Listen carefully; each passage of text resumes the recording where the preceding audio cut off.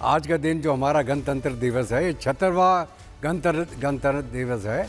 आज के दिन हर भारतवासी अपने आप को गर्व से महसूस करता है कि भारत का गणतंत्र, जो कि हमारा जो संविधान बना 1950 में, और उस दिन से लेके आज तक हमारी जो डेमोक्रेसी है, हमारा गणतंत्र जीवित है, वाइब्रेटिंग है और पूरी दुनिया में इसका डंका बोला जा रहा है। आज के दिन हमारे देश के अंदर जितने नागरिक हैं, चाहे वो हमारे आर्म्ड फोर्सेस हैं, हमारे यंगर जनरेशन है, स्कूल के बच्चे हैं, हर एक नागरिक बढ़ चढ़ के इस दिवस के अंदर हिस्सा लेता है और अपने आप को गर्व महसूस करता है। और ख़ास करके आज के दिन जो हमारे अतिथि हैं, जो इंडोनेशिया के प्रेसिडेंट, वो आपको याद हो तो 1950 में भी जब हमारा पहला गणतंत्र दिवस परेड हुआ तो श्री सुकार्नो उस समय के जो प्रेसिडेंट थे, उन्होंने आके अटेंड किया था पहला वाला गणतंत्र दिवस। तो आज हमारे साथ दोबारा इंडोनेशिया के प्रेसिडेंट हैं।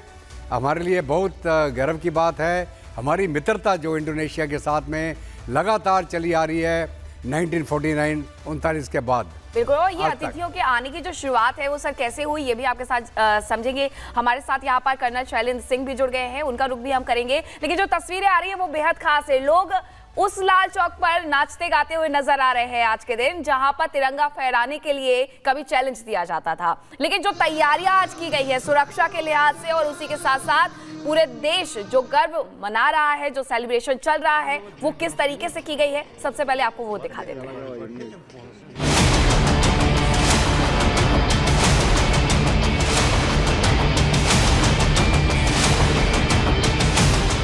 गणतंत्र का सबसे बड़ा पर्व, कर्तव्य पथ पर भारत का गर्व।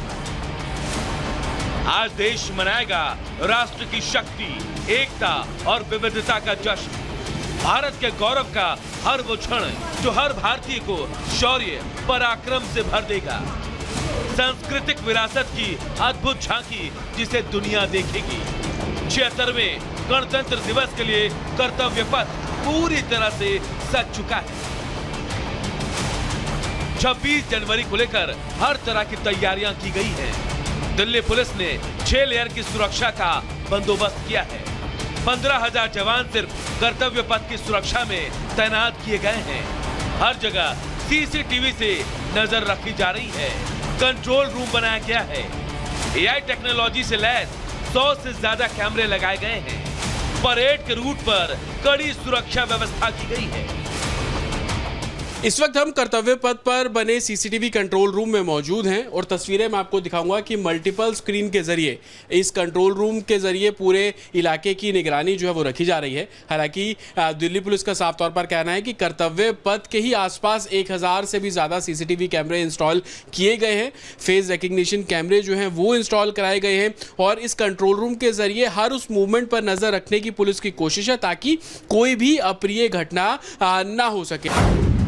सुबह 10:30 बजे विजय चौक से शुरू होकर परेड कर्तव्य पथ, सी हेक्सागन और नेताजी सुभाष चंद्र बोस की स्टैच्यू से आगे बढ़ेगी। इसके बाद तिलक मार्ग, बहादुर शाह जफर मार्ग और नेताजी सुभाष मार्ग से होते हुए लाल किले पर समाप्त होगी। हालांकि तमाम सिक्योरिटी अरेंजमेंट्स किए गए हैं। तकरीबन 30,000 के आसपास सिक्योरिटी डिप्लॉयमेंट जो है वो इंडिया गेट और उसके आसपास और लाल किले के आसपास किए गए हैं। सैकड़ों जो सीसीटीवी कैमरे जो है वो साफ तौर पर इंस्टॉल किए गए हैं ताकि हर पहलू से इस पूरी परेड पर जो नजर है वो रखी जा सके। तैयारियां और सुरक्षा की व्यवस्थाएं चाक चौबंद है। बस इंतजार है जब कर्तव्य पथ पर परेड होगी और पूरा देश एक बार फिर गर्व से भर जाएगा। Bureau report, Republic Bharat.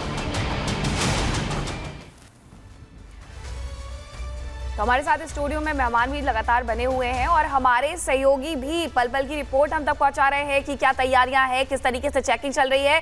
Jatin, आपकी रिपोर्ट अभी देखी, जो 7,000 सीसीटीवी कैमरे लगाए गए हैं, बताया ये भी जा रहा है कि 50,000 से ज्यादा लोगों के चेहरे भी उसमें फीड किए गए हैं। फेस रिकॉग्नाइजेशन सिस्टम का इस्तेमाल किया गया है ताकि सुरक्षा में कहीं भी किसी भी तरीके से कोई चूक न रह जाए। आज बिल्कुल, और ये वो संदिग्ध हैं जो लगातार दिल्ली पुलिस के अलर्ट पर रहते हैं, और उन सभी के डाटा को उसमें स्टोर किया गया और मेटल डिटेक्टर पर ये कैमरे लगाए गए हैं। लेकिन लोगों को असुविधा ना हो उसको लेकर दिल्ली पुलिस ने जगह जगह इस तरीके के साइन बोर्ड लगाए हैं। आप ये देखेंगे कोपर्निकस मार्ग पे सिर्फ उन लोगों की एंट्री है जिनके पासेस पे 8 या 8A लिखा हुआ है। फिरोजा रोड पर वो लोग जा सकते हैं जिसपे 9, 11 और 11A लिखा हुआ है। इस तरीके के साइन बोर्ड आपको दिल्ली के अलग अलग जगहों पर मिल जाएंगे ताकि जो लोग यहाँ पर परेड देखने के लिए पहुंच रहे हैं उनको किसी भी तरीके की समस्या ना हो। और मैं आपको लगातार यहाँ पे तस्वीरें भी दिखा रहा हूँ कि लोग भी यहाँ पर पहुंच रहे हैं। परेड देखने आए हैं आप लोग? हाँ, कितने बजे निकले थे सुबह घर से? 6:30 बजे। कितना एक्साइटमेंट है परेड को लेकर? बहुत है। तो फैमिलीज पहुंच रही हैं। आप देखेंगे बच्चे हैं, उनके कॉलर पे आप देखेंगे तिरंगा झंडा लगा हुआ है, मेडल लगा हुआ है। परेड देखने आए हो? यस। एक्साइटेड हो? हाँ, बहुत ज़्यादा। क्या उम्मीदें हैं इस परेड से? कि बहुत उम्मीदें हैं, मतलब आज कितने बजे निकले सुबह? सुबह हम लोग 6:30 बजे निकल गए। 6:30 बजे निकल गए थे। तो फैमिलीज पहुंच रही हैं। बिल्कुल, और मैं आपको जतिन, तस्वीरें देखिए ये लगातार युवा यहाँ पर है दिखा रहा और युवाओं का जोश वाकई में किस तरह से हाई होता है वो ये दर्शा रहा है कि सुबह सुबह अपने घर से निकल गए थे कि वक्त रहते पहुंच जाए, आगे की तरफ लाइन में खड़े हो और परेड को देख सके, परेड को अच्छी तरीके से देखे, निहारे। चलिए, हमारे साथ खास मेहमान भी स्टूडियो में बने हुए हैं। कर्नल शैलेंद्र का हम यहाँ पर रुक कर लेते हैं। कर्नल शैलेंद्र, अगर हम बीते समय की बात करते हैं तो अगर बीते कुछ सालों की बात करें तो आपने देश को कितना बदलते हुए देखा है, कितनी तरक्की हमने की, क्योंकि विकास की एक नई गाथा तो हम लिख ही रहे हैं, लेकिन अगर हम कुछ मेजर पॉइंटर्स की बात करें तो कितना बदला वक्त के साथ हमारा देश। जय हिंद, नमस्कार। आपको गणतंत्र दिवस मुबारक हो, टीम रिपब्लिक को मुबारक हो, जो टेक्नीशियंस हैं हमारे सामने जो आपको नहीं दिखते उन सभी को ये मुबारकबाद कि हमारी ये टेलीकास्ट पब्लिक तक पहुंचाने में इन टेक्नीशियंस का सबसे बड़ा हाथ है। मुझे लगता है देशवासी इस बात को ज़रूर एक्नॉलेज करते होंगे। इस बार की थीम क्या है? स्वर्णिम भारत, विरासत और विकास। आपने बात करी कि हमें क्या मिला और हमने उसका क्या किया। मैं अगर बड़े सीधे टर्मिनोलॉजी में इसको बताऊं तो मुझे लगता है हमें 22 कैरेट गोल्ड मिला था, आजकल हम उसे 24 कैरेट गोल्ड में कन्वर्ट कर रहे हैं। कोई ऐसा फील्ड नहीं है जहां पर हम इम्प्रूव नहीं कर रहे।